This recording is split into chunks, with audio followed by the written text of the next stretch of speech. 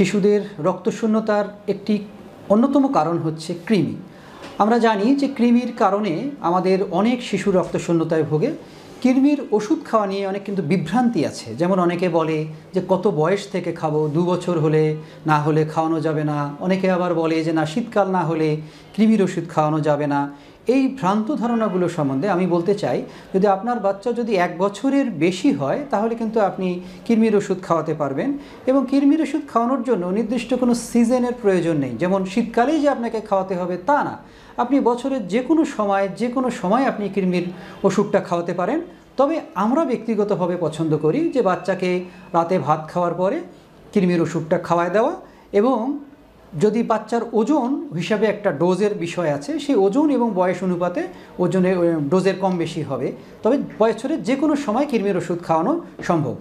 স্বাস্থ্য সংক্রান্ত যে কোনো সমস্যায় ডক্টরের সাথে সরাসরি ভিডিও কলে কথা বলতে প্লে স্টোরে গিয়ে ডাউনলোড করুন বিস্ময় অ্যাপ।